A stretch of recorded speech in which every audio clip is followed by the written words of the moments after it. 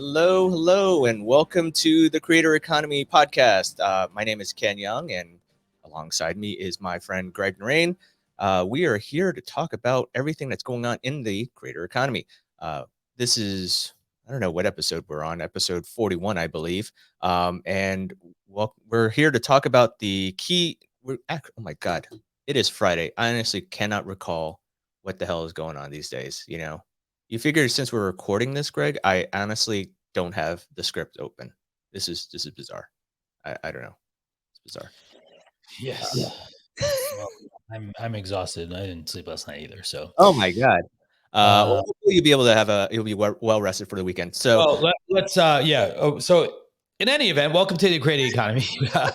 This is our interview series where we talk to builders and creators from the ecosystem. Ken and I have been in on mission for the last almost year and a half this now year, to sort of explore. I guess it's almost a year, actually, technically. Um, out.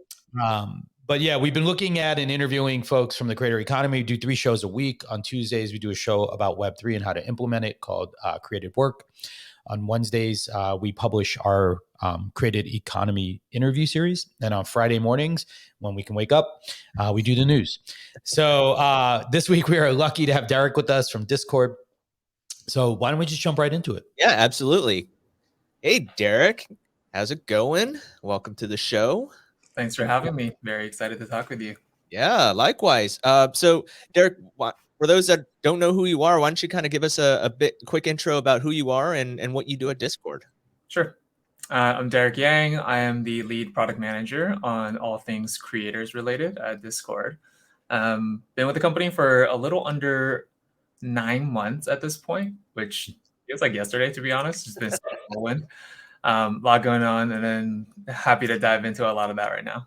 Cool. But you also aren't new to the creator economy space. I mean, you're a long-term techie, and so before Discord, what were you doing beforehand?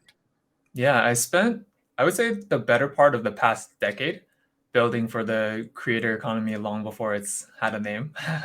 So, across a lot of the usual suspects, Facebook, Twitch, and YouTube, I've built a lot of the tools for communities and creators to just congregate, interact, and also to transact with each other. So at Twitch, for example, I helped build Clips, which is this tool that lets engaged viewers of live streams to take these little short snippets of their live streams that they're watching and go share it out with other platforms and other communities, such as Reddit, and drive traffic back to the creator.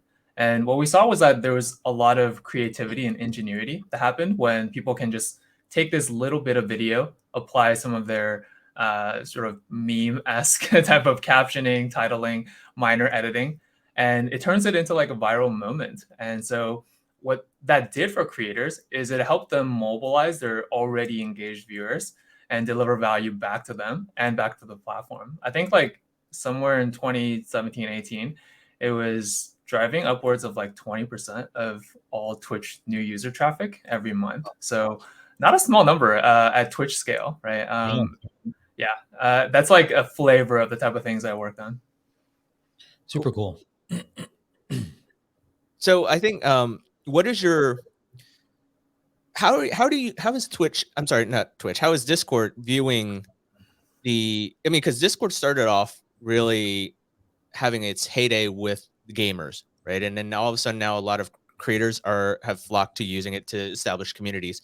Mm-hmm. As somebody who's kind of really been growing this from across different types of platforms before, how is Discord viewing this interest from the creator economy? Like, why are people flocking to Discord versus going to something like Slack or some alternative kind of group, like maybe not even Facebook groups or LinkedIn or anything like that? What is that appeal of Discord? And even before that, I guess, Derek, it'd be interesting to know, how does Discord define a creator? Because I think, does that include gamers and Twitch streamers, or who's in the umbrella of creator in the Discord world? Yeah, it's a super interesting question. And honestly, it's a shifting definition, right? I think not a super concrete definition of creator as a function of any one single time, first of all. And then over time, that definition is also shifting. For Discord, I actually think we look at creators in a like superset type of format, from what an average person might think of as a creator, right? So I think if you ask an average person, the picture of a creator they might have in their heads are TikTok video creator, something like that. And I think for Discord, our power, and I'll take a step back and say, like, our mission is really about helping to create belonging in this world.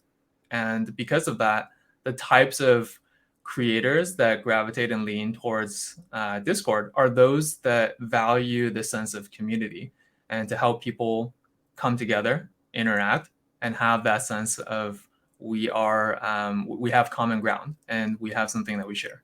So for us, it's not just content creators, but it's also these types of community builders and things that are, just like ways of people coming together over shared interest or topics, right? Like these aren't necessarily content creators. We see a lot of communities that gather around, for example, like investment, personal finance, language studies, and stuff like that. And there's no one creator that is the nexus of those types of Discord communities. It's really a bunch of people who come together, have this shared love over something. Do you find that there's any barriers for creators and even their fans and followers to adopt Discord? Right. I think for you look at what Slack has done within the workplace, and that kind of spread it out from, that was a grassroots effort, right? It started off with the engineers and kind of and proliferated from there up to upper management, as opposed to, like, for example, SharePoint, which started from top down, right? And especially like in things like Yammer. Are you, or create any creator, whether they might be gamers, they might be content creators, they might be knitters, lifestyles, whatever. Is it easy for them to get on Discord, and is it easy for them to onboard their fans to say, hey, this is why you need to use Discord, this is how easy it is to interact with us and to interact with others, without knowing all these bells and whistles, because there's quite a bit on Discord, and it can feel very overwhelming. Yeah. I would consider myself a power user, and I still find new features almost every day, it seems like. So I don't blame them. I do think it's a pretty deep hole to get into. We try to make it easier over time, right? We try to reduce the amount of friction for both the creators and their community members to get on and to actually find those like core values that get them to like see the magic of Discord. At the same time, I think it's also a balancing act, right? We don't want to reduce friction to the extent that it becomes really easy for bad actors to also come on and do their nefarious stuff. And so I think it is a balancing act, and some friction is good. We try to look at the creator side in terms of like, what are the things that they need to get set up and get going successfully running a healthy, engaged community. Like there's certain things in terms of just like basic server setup, right? Like how do you organize the conversation spaces, these different channels? How do you stand up the right types of rules and set the right tone for your community? Is there a team of moderators that you can trust and bring on board to help make sure that the conversations are healthy and conducive to whatever the goals are of the community, rather than detract and be, just noisy and self-promotional? I think there's a lot of factors that we are trying to work on. So as you can tell, these are a lot of things, and to work on all of these takes a whole village. And so there's a very big effort inside of Discord that's investing towards this experience. Yep. Actually, go ahead. I was going to ask you a hard question, right? Like, bring it. As an outsider, I hear you, it takes a village. Why is it going so slow? Right? Like it feels like I see the updates and these things are shipping, every time I open my Discord up. Right. But, I know like as someone like involved in Web3, like I'm like so bombarded with things, but it feels like there's been a strategy, and to some degree, I think it's a strength. But in other ways, I think it's potentially like a weakness, right? To your point, Discord builds offers an infrastructure where others can plug into it to sort of like augment the capability set, right? Mhm. And but it seems like there's also like these main things that just feel like, hey, how come Discord doesn't own this, right? Like there's a lot of these capabilities, and I often wonder, sitting on the outside, Discord is not a poor company, has like a ton of resources, right? Like I don't know, like it just feels like sometimes I'm like, why isn't Discord fixing this? Like, and I just feel like the more Discord users I talk to, it's like I hear that problem, and as a product manager myself, I understand how difficult it is to actually ship things. So I'm not asking it blindly. But I Mhm. guess like more in the build versus buy, like as you imagine the future going forward, now that you're here sort of like putting your arms around more of these pieces, do you imagine this ecosystem, I guess, changing in some way, like to where like Discord is recognizing like security, right? Like we need to do more. Like there's like very robust security, but there's still lots of ways to get scammed, right? Like as an example, right? Like I'm just kind of curious about this line between the build by, ecosystem versus internal team. How is this playing out now? Like, and how do you look at that like evolving? I guess, and as we move forward. Yeah, it's a really interesting question. I think there's always this, um, as a baseline, Discord wants to work in an open ecosystem, right? Like we like having developers contribute value in ways that our team of a few hundred people just simply can't, right? Like there are many people out there contributing at the same time, and it force multiplies our output, which brings value to the rest of the ecosystem. We like that. I Yeah. think to your point, some things are a better experience for people if they're brought in-house, and that means like it's a native feature, it's more well integrated into everything else on Discord, it's potentially more secure, it's safer, it's smoother, faster potentially, and it's just more trustworthy. So for those things, I think it will be worth considering on a case-to-case basis whether we default to saying like, oh look, there are plenty of like premier level third-party solutions for this, or if there's like one solution that we think we do better than anyone. I think like there will be some cases like that. One instance of this actually is what we're working on with creator revenue. So what we saw in the marketplace was there was a latent signal of demand where Discord wasn't helping creators to monetize their communities, and they were bringing a ton of value to their community members, right? And they realized this. What we saw though was the behavior that creators wanted to parlay this into financial outcomes for them so that they can continue doing this and invest back into the community. And since Discord wasn't helping them along, they took that and they just started using third-party pay gating services Yeah. to enable payments for Patreon's a themselves, right? billion dollar a year revenue, and like I work in the creator economy also. A third of the people I looked at, the only reason they had Patreon was to gate Discord access. Interesting. Yeah. I think there are a few companies that I think have made a pretty healthy business out of that, and they've shown it in their transaction volumes, right? And so for a lot of them, we also hear a lot of pain points from the creators themselves, right? And they all center around not getting enough help to drive awareness and conversion, not being able to, just like easily and reliably onboard the people who are paying money now, right? And so they have a certain level of expectation. And so for those things, I think we can deliver a more reliable, just like high quality service in a lot of ways. And so we are experimenting with a premium membership. So that is the monthly subscription offering from Discord that lets community creators to actually monetize natively on the platform. And so that's Is that one Nitro example or is of that separate from Nitro?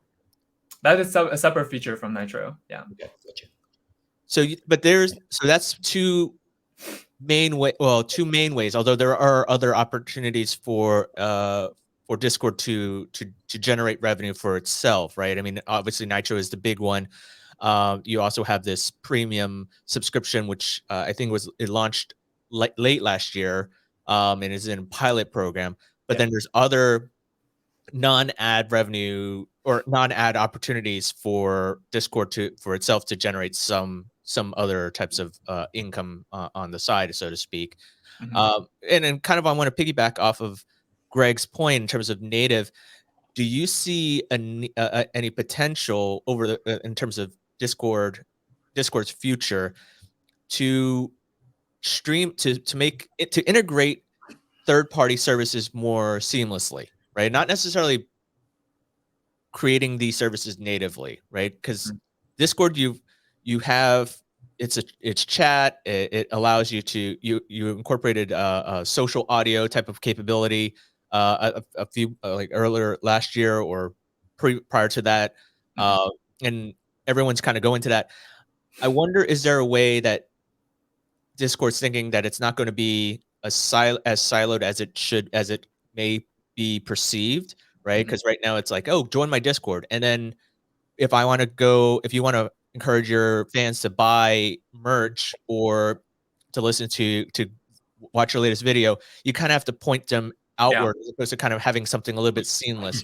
And I Yeah. kind of make a lot of these comparisons to Slack because in my mind, like fundamentally, they're the same, although vastly different. Mhm. But Slack has that native integration, not necessarily their own features, but they allow that kind of like, this is a place For where sure. it's all consolidated. Is there potential for that at Discord, or is there some philosophy behind the whole thing? I know you kind of touched on it earlier. I think it's absolutely on the table. This is actually going back to one of your questions we skipped over, which is how creators really look at this ecosystem and how do they look at Discord? Why are they sort of drawn to it?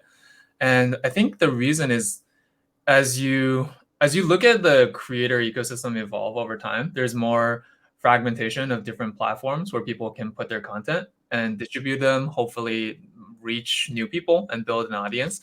And I think that's a really good thing.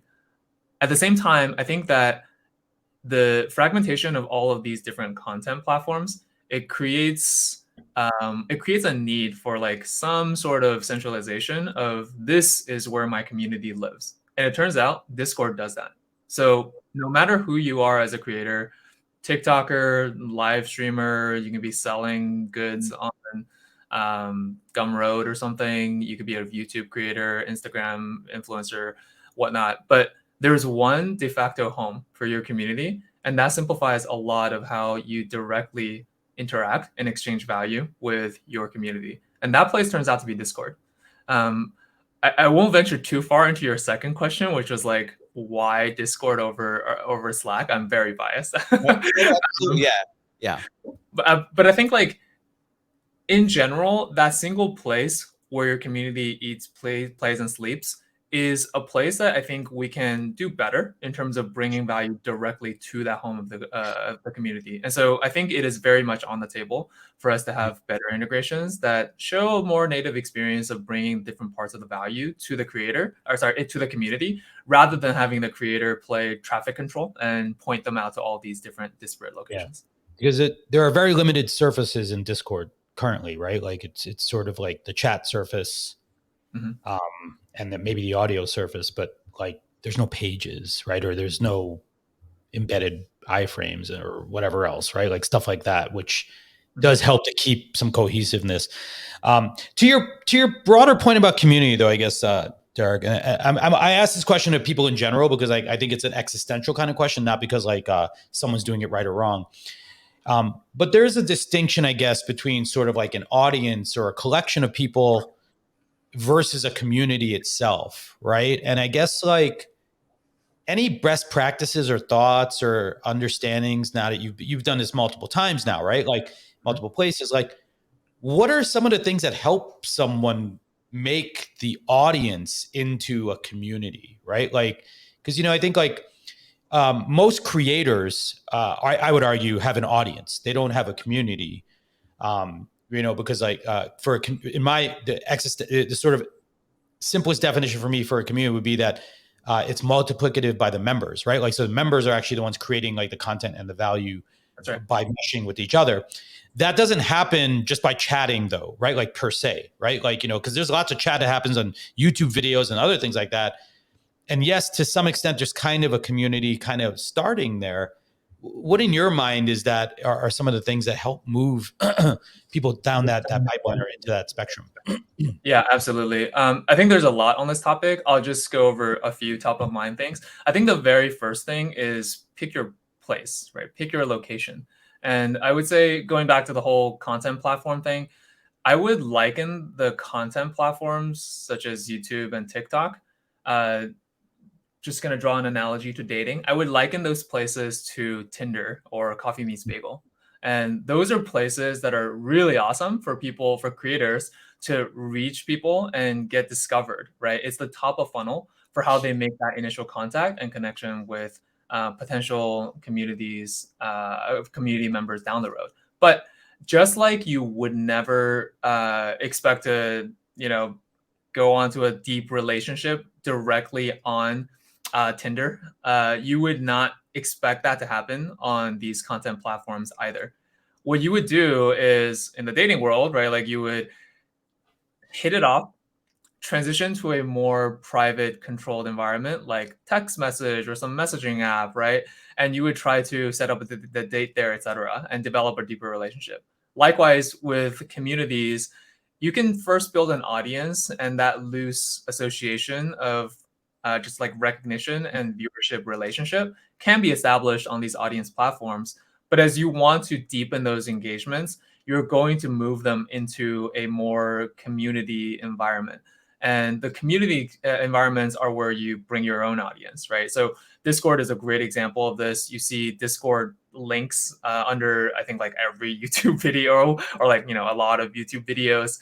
And so they bring them from this like noisy, everyone vying for attention type of environment on these content platforms into a place where it is very high signal, it is very intentful, and is very self-selecting of, I want to devote more time and energy into participating in conversations and this community experience, right? So I think that like place is the first thing creators have to recognize. The second part of that, I would say, is there's a really tricky balance to like that spark, right? Like how do you kick off a community in the right way? And I think that it is more art than science. I don't think there's a single playbook that fits all communities, but I do think that creators have to put forth a lot of effort in the beginning to establish the right tone, the right types of community experiences that can be repeatable and habitualize people to actually come back here and to just have repeated interactions so that they can create shared language, all of these shared histories, and all of those are the basis of strong connections over time. And the very last thing, I'm kind of rambling here, but the very last thing that I'll tack on is like they need to also remove themselves from being the bottleneck. Like Greg said, I think that communities, the power is that you're no longer the bottleneck as the creator, right? You are tapping into the collective creativity, effort, and talents of a lot of people, rather than just you being the bottleneck for creating content, conversation, etc. So how do you do that? Right. I think a big key in this is finding the right culture bearers and the people who can actually elevate how the community interacts in absence of the creator. Right. So a lot of the times these people will come from like the power users, the power participants within the communities. But I think every creator might have a different sort of origin story for how they discovered their best moderators. Yeah. Well, and by the way, this is an area like that I think is actually really important. And I think Discord could play a really compelling role in is helping me know who those people are, because this does feel kind of like one of the things that I really do want internally, that reputational part, like I think now, like what's me something, is like a very popular thing that handles like leveling and these other things. And there's a lot of bots for sort of like doing some of this stuff. But yeah, I appreciate that. Thank you. Like I said, I don't think there's a right answer per se, but I do think like where I've seen and what I've encountered is that a lot of creators sort of actually, I think it's your article that talks about this, right? But it goes through like a lot of the problems is that people don't want to invest the time or money. I'll put it the crass way. Most creators are like, I can get 50 grand like by doing one video, right? Like why would I want to do this? We're spent all this time doing 50 grand, doing like a whole year's worth of community work, right? Like, now I think it's short-sighted, much as you sort of, designate as well, that, to not be able to pursue it and build upon it. But I mean, at some level, I get it, right? I guess just from a resource management thing, right? Yeah, likewise. I don't think it's, I don't mean to discount that path of the creators. It's a valuable path. Yeah, totally valid. Yeah, it's very valid. I think a lot more people are going to succeed by building these large, looser, more diffuse audiences that they can monetize from ads and brand sponsorships and whatnot. I think though that for the first time, And honestly, this is more true over time than ever. But over time, people are just finding it more possible to find their first Right. 1,000 or like true Yeah, like all the 1,000 true fan stuff Yeah. doesn't work, right? If you stick to the advertising oriented model Yeah. or reach oriented model that sort of still dominates the Yeah, creator that's right. economy. To make that a reality, you actually have to put forth effort on a pretty consistent basis that people are willing to pay you for. Not because they want to support you, right? They can like you and want to support you, but Yeah. the reason they will continue to pay it is because they find so much value in it for themselves. Yeah. And the creators who really figure that out, they're the ones who can unlock that path. That comment you made about Discord being a place where everyone to belong resonates so much. I remember I was in a clubhouse room ages ago and someone made the same comments. Like, some people will pay solely to belong, right? Like, and you know what? It's a lonely time. Like, we live in, I don't call it isolation, right? Like, we live here, like isolation means you have no contact. I don't think that that's what's happening, right? Like, you can have just as strong a friendship with someone in a Discord that you only know as this avatar, as someone you've known, like, you knew in high school, right? Like, because it's intensity over a period of time, right? And that's actually what like I think harmonizes like true relationships, right? Is it's the intensity in a period of time, right? Like, that's why high school friends matter so much, because high intensity in a short period of time or a small window of time. And fast friends form very quickly. And I think people discount it. I think it's really a nonsense when they discount like online relationships as somehow not meaningful. Mm-hmm. Yeah, I agree, and I think like a lot of the like younger generation, they really grew up on the internet, right? So I think they have a very It's different native to them, right? Yeah. Yeah. Well, I think it's old people like my generation that more dismiss it or somehow feel like, why don't you go outside and play? And I'm like, I am playing. I'm just playing inside, right? Like, Yeah. Oh my God. Have you gotten to that point, Greg, where you're telling your kid go outside and play? Or I've tried. My son does not like going outside, and you know what? I believe that you should not force. I try to force him to do as few things as possible. Right? Yeah, I love the whole "go touch grass" meme that has come up. Yeah. I saw someone who was like, I don't have grass, but then she was on a squat rack. She's like, this is my form of connecting with the world. And she was like, Love it. doing CrossFit instead. And I'm like, yeah, go for it. I don't mind. More power to you. Yeah. Eric, in terms of as I was showing earlier, you have a article, as Greg alluded earlier, as well as that you have an article in terms of just that whole topic around communities, audience versus communities. But one thing I'm curious in terms of communities on Discord, how does the company view? What's the philosophy behind that in terms of? Is it that you need to bring, as a creator, should you already have a community before you join Discord, or is it easy for people to say, "Hey, I'm joining Discord," and then people will flock like a field of dreams type of approach? Like, what is the general consensus that Discord might have about that? I mean, it tends that if you do have a field of dreams type of moment, that's where Discord can shine, as opposed to I guess going it's to more of a question, I guess, on discovery then, right? Like, is yeah. that more in the Well, roadmap? it's also Like, discovery. It kind of goes to discovery after the fact as well, right? Because yeah. initially, I start. I say I want to create a community around my photography, right? I think, okay, maybe I'm just going to do it as a Facebook group, or I'm going to do it as a Flickr group, or whatever, or Twitter communities, right? What, a Flickr group? Flickr. It still exists. Ken, just stop making up words. YC startup. I have no idea if it's a YC. I don't think it's a YC, but that would still exist. Trust me. I'm still paying for it, I think. But who knows? But then do I, after it kind of becomes a success, do I transport it to Discord to have a little bit more live conversation and a little bit more interaction engagement? Or do I just go right off the bat saying, hey, yes, I'm going to join me on Discord? And then is there, to Greg's point of discoverability, does it kind of help that other people on Discord will be able to find me? Yeah. So two sort of ways to think about this is where we are today and where we would like to be. So where we are today is it's more of if you have a community already built up somewhere, then Discord is a really good place to further engage with them, to further nurture that community into a larger, more healthy, engaged one. And eventually, if you're interested, you can also monetize the different types of experiences you might have there. I think, though, that over time, this will change. So, in an ideal state, Discord will help you find the communities where you're more likely to get that sense of belonging, right? And in order to deliver on the promise of that mission, it's something that we'll need to do. So the answer is yes, that's on our roadmap. It's something that the teams are working on. I think though that like even right now, my mind is like changing in real time as I see examples of how creators can actually start from essentially zero and use Discord as like the core of how they build up both a community and a business simultaneously. I'll give you one example. So, in the pilot that we have for premium memberships, we actually saw a community whose entire premise was like, I will teach you to play League of Legends better.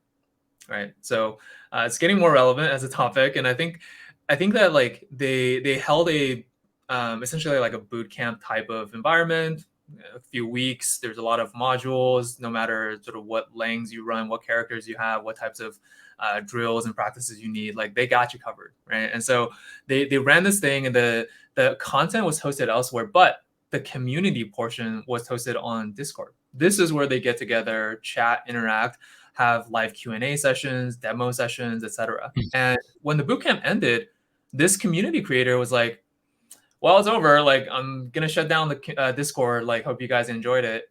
Guess what happened? Hey, this is our place. Yeah, they like voted in droves, right? Like it was just like flooded with the comments like, no, keep this server alive. Take my money and keep this server alive. Like we want this thing. We need this connection with other people. And so that was the light bulb moment for them to like say, okay, actually, the content was the reason people came, but the hook isn't why people are staying. It's the community. It's each other, right? And so they actually started to build upon this community, and now like they have a super robust server with tons of different like offerings. They're running like these monthly boot camps that are still getting like a lot of participation. So I think that was just like one example of how these creators slash almost online entrepreneurs are creating community businesses from scratch on Discord. And so like that was a really inspiring thing for me. And so, you know, that opened my mind to like, you know, right now it's not how Discord is perceived or perhaps used commonly, but as soon as one or two or three people show that it's possible, I think that's the first domino and something else will happen. Gotcha. How do you deal with server overload? Right. I mean, as some, what does that mean? well, I mean, I think it's a matter of like if you are a part of, especially in the creator economy, like you are subscribing to so many creators that you admire, right? On Instagram, I'm following a bunch of people, whether they're in home renovations, they're in photography, whatever, right? And it's you look at they come into your feed, but then you see the Instagram stories, you're like, okay, that's a lot. They're posting a lot, but you kind of like just so much, and that's the same thing on any platform. On Discord, it could be a lot chattier, right? Because you're not only having that creator post content of some sort, perhaps, or engaging with the community, but you have tens of thousands, perhaps, maybe millions, or whoever, like all chiming in about something, right? And Greg is probably in way more Discord channels than I am. But you kind of if you don't actively follow just what's happening on Discord and you come back like a day later, you feel overwhelmed. And is that something that Discord's looking into, or to perhaps make it a little bit more tenable, so that you know, like, oh my God, I'm following Derek's on Discord. Oh, wait, there's like 15 posts that I got to follow, but then Greg has like on Greg's Discord, there's like 100. I'm like, okay, I can't deal with this while figuring out my what I'm doing in my daily life. Juggling my work. It's just overwhelming right now. And then therefore, by association, you have fan burnout as opposed to creator burnout. Interesting. So I think to answer it very directly, too much activity is definitely it's a burden, right? Like I think all of us have suffered from just too much information. It's just Right. overloading us. And for us, like the very tactical thing I'll start with is just like notification management is crucial. Please prune sort of your notifications and tailor to your own needs, like what types of interruptions and alerts are surfaced on your screen, right? So I think like more higher level is this. I think is a problem for a lot of the more power users who are in just dozens of servers that are very active, right? And so I think that the One way friend, 3 accounts that are maxed out at 200 servers each. okay, you're like another level. Not me. I think you might have a record there. Yeah. Well, the interesting thing, Derek, I think is to sort of the point you guys are nibbling around here in like a Slack-based world, right? It tends to be like work focused, right? Sure. There's a natural multiplicity to what I would experience in Discord because it's my interest. It's things I love, most likely. It's things I'm passionate about, right? And so, yeah, like you can have a dozen of the things that you care about, like for your one job, right? Like, and so there is this thing, right, of like, I'm more likely to be in more Discords than I am Slacks, just by default, right? Like once I discovered that that's a place to connect with people that share my passions, right? Yeah. But So I I do think think like, this is the problem, right? Like, yeah. Yeah. So like to get to the answer, I think this is a work in progress, right? So I don't know how much I can actually share, but I think there are a lot of more ML based type of solutions that we can try to use to essentially surface the most relevant, interesting type of content for different users, right? So if this sounds like a Facebook newsfeed kind of thing, like I think that's probably the easiest analogy that pops into people's minds. But at the end of it, yeah, I mean, there's billions of messages going out on Discord every single day, and only a small portion of that are going to be very relevant for you, right? So even if you pare that down to just the servers that you're in, I think it's a certain fraction. It's not 100% of the messages and threads and conversations that are happening, right? And so, how do we collect the right type of the conversations that we can surface to you so that you're getting the highest signal, the highest value as a person every single time you open up Discord to catch up, right? So, I think like if your use case is the whole I have too much going on, just give me the digest type of thing. That's what this effort is going to help solve to reduce the noise. But I also think that even with a lot of the power users and the more casual users of Discord, you're just in the channels and the different servers to like catch up on the latest conversation and to participate with whatever is going on in that moment. And that's completely fine too. That use case won't be going away. I think a part of the magic of Discord is having that real time sort of like this is happening right now type of conversation and that close feedback loop of like I'm connecting with people right now in whatever conversation I'm having. That's really magical. And so it's going to be a paralleled approach for like solving different problem sets. Cool. So I'm curious about Web3. We've kind of skirted it a little bit. That'll be a word. So, I mean, again, gaming has been a big hit on Discord. It's been great for the creator economy at large. And more, when you talk about the proliferation of NFTs and Web3, Discord has kind of become that, that light that people that people flock to. Like, hey, this is where you want to go to create the community.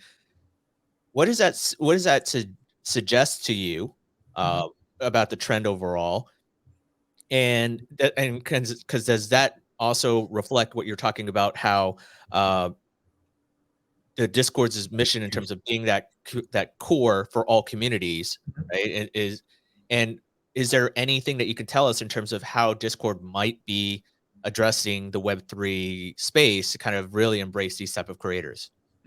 So I think the like high order bit there is that your question contained the answer, which is the reason and the way that Web3 projects and initiatives are congregating and like gravitating towards Discord is around the community building aspect, right? And so it's not a trend that's like isolated with Web3. It's actually just a broader thing. All types of communities within and beyond gaming at this point are gravitating towards Discord because we turn out to be like a really good platform for community building. And so I think like Web3, and maybe let's just talk about NFT communities. That's something I'm pretty familiar with. So I think that right now we see a lot of NFT communities congregate there because this is the place for them to share in a more intimate space information about the project, how they're going to be developing, and to have those repeated interactions over a period of time, like Greg was saying, to like create this stronger core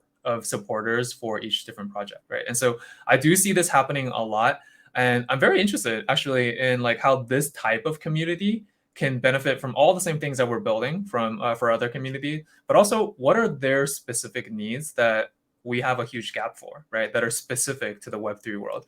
I'm personally very interested in that, just out of like product curiosity.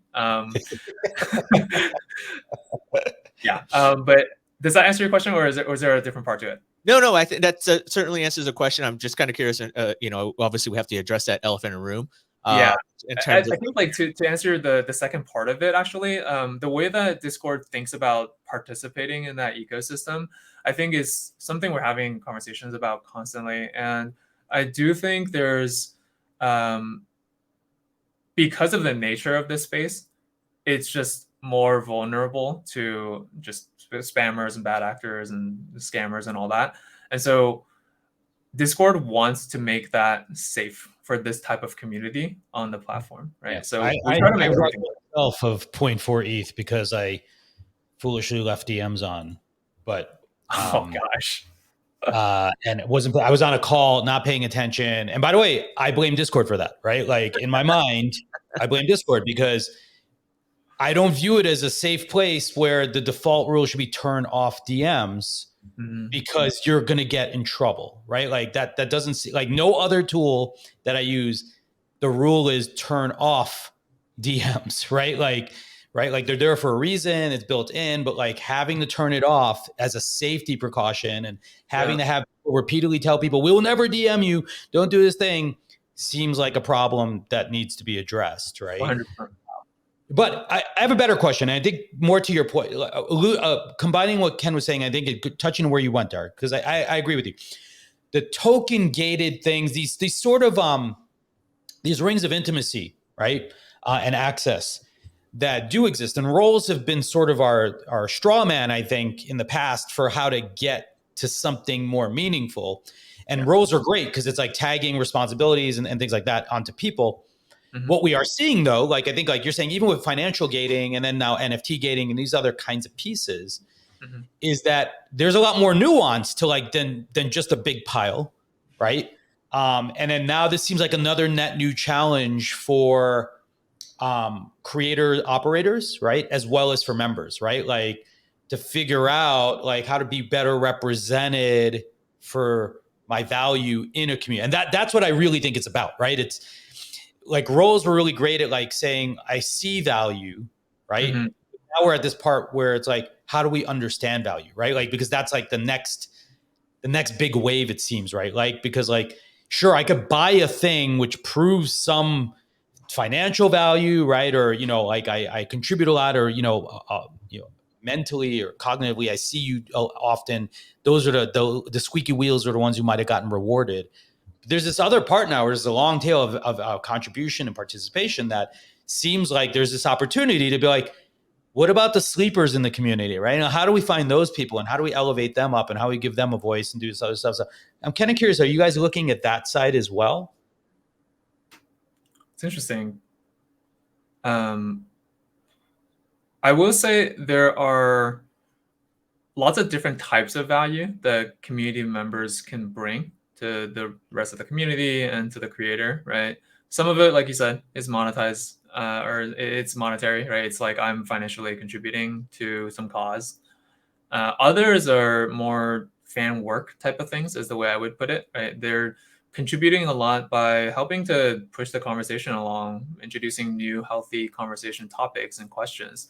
They're helping to share on social media and just like sort of amplify the voice, they are creating derivative works that are super high quality in terms of fan fiction, fan art, etc.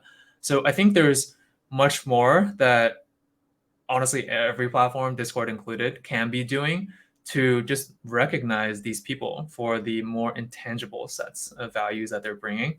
And do roles sort of play a part in that? I think so, absolutely. But right now, like you said, it's more of a primitive that we let creators and these community sort of admin moderators, we have them use, right? But that takes a lot of their time, their recognition, and there's a lot of bias baked into that, right? So are there ways that we can surface these more objective signals for the high value members of the community in different ways? And even make it easier for the admins to like assign different roles that recognize them for the different types of values. I think there's a long sort of roadmap there. And that goes into how you engage the community, how you build them up, and how you make them feel seen and heard, right? And I think that's a big part of actually feeling belonging. So noted.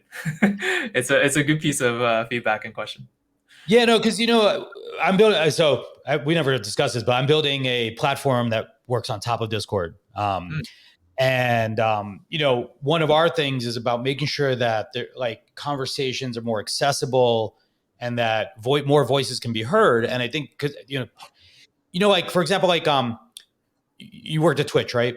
I love Twitch channel points, right? Because regardless of like my dollars, right? Like, and this is the problem. I think this the big risk I think we're running into right now is that everything's becoming about money, right? And that's a dangerous path, right? Because it creates a lot of have and have nots, right? And like, so great. I don't have the $5 a month for Nitro, which means I don't get the extra icon, like whatever that we need to. I in my opinion, we need to make both paths equitable because participation and contributing is valuable to the community. And this is the part that like historically we haven't, and this is why I think Web3 is interesting, is it provides a mechanism for acknowledging that work, right? And that's where I think we can get to something really interesting, right? Because like the people who are squeaky will be heard, but what about the people who are thoughtful and like, yeah, in real time, I need time to ponder, right? But by the time you come back to reply to that thing, it's 10,000 messages away, right? No one's looking at it anymore, right? Or I'm the person who's like, I feel overwhelmed, I feel bullied, even, right? Like maybe because of the tone or the pace or whatever it may be, and that puts me at a disadvantage. Except I still have something to offer, right? And so what I'm hoping for humanity is that we find ways to that place, right?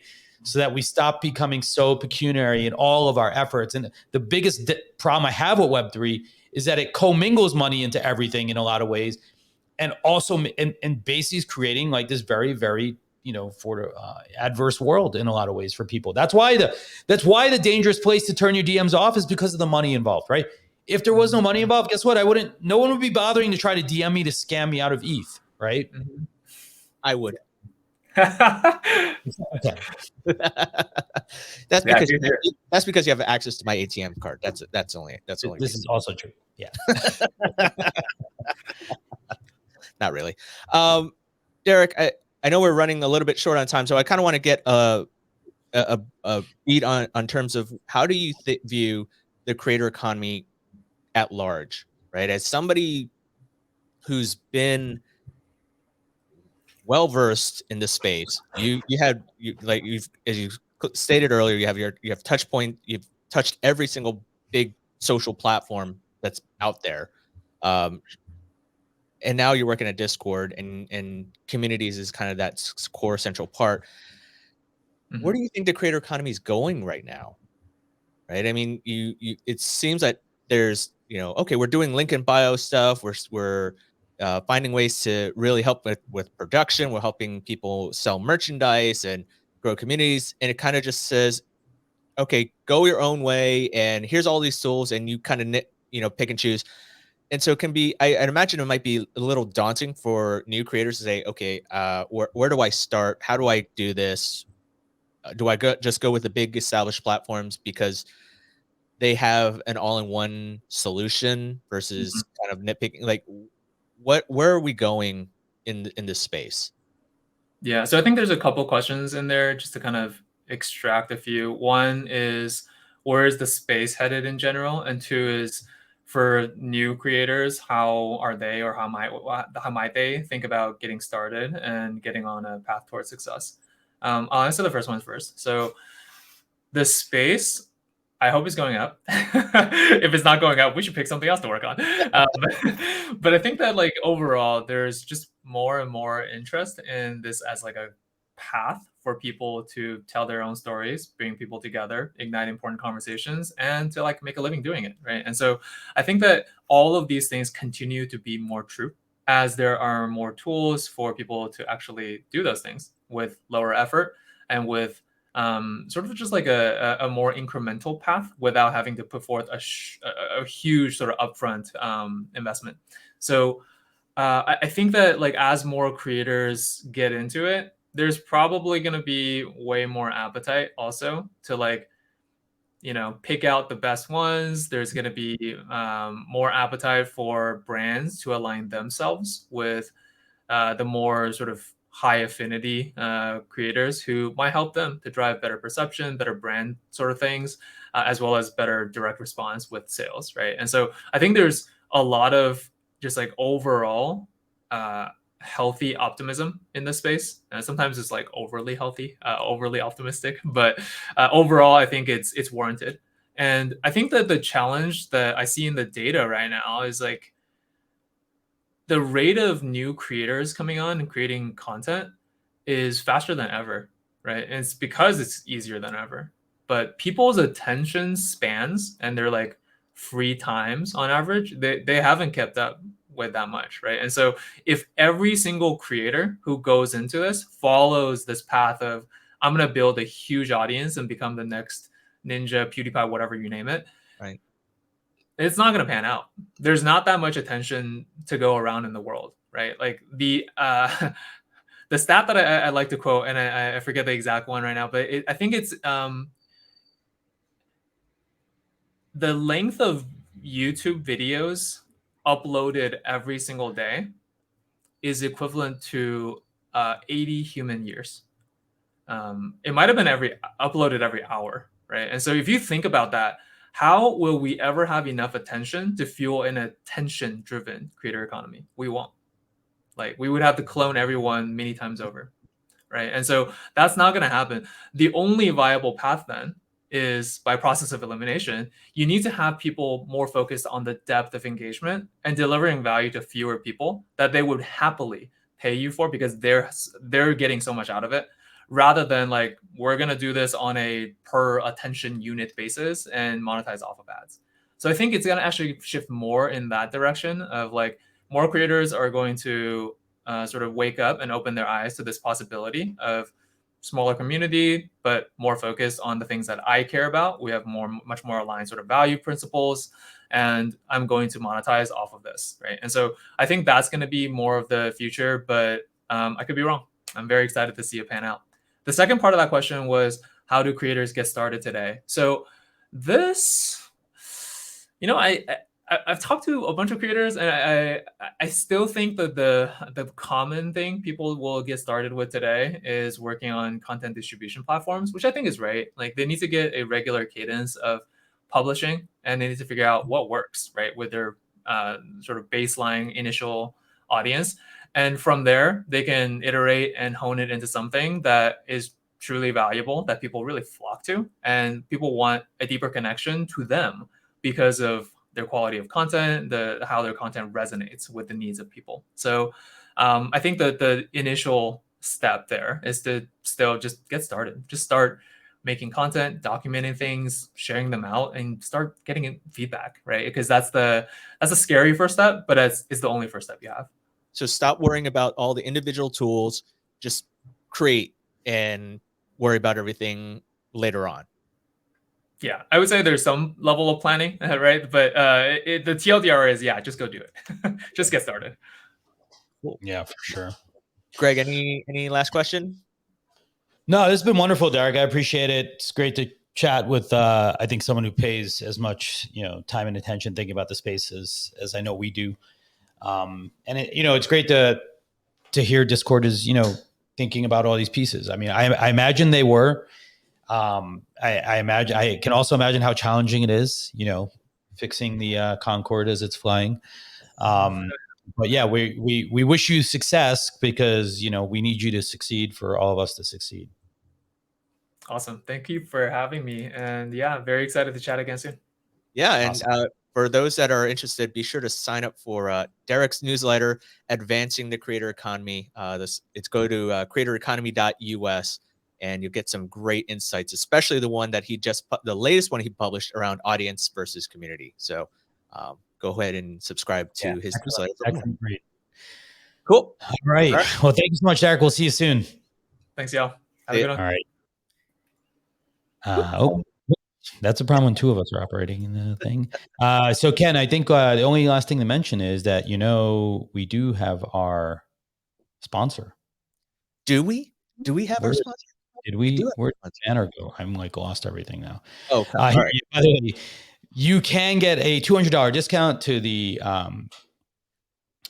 Creator Economy Expo. So feel free to head over to cex.events. It's $200 off. That registration is coming up in like just about a month. It's going to be a wonderful event hosted by our friend. The 4th. Huh? It's May 2nd to the 4th in Arizona. That's right. Yes. Yeah. So feel free to check it out. We highly encourage it. And with that, we will say goodbye. All righty. Thanks, everyone. We'll see you next time on the Creator Economy.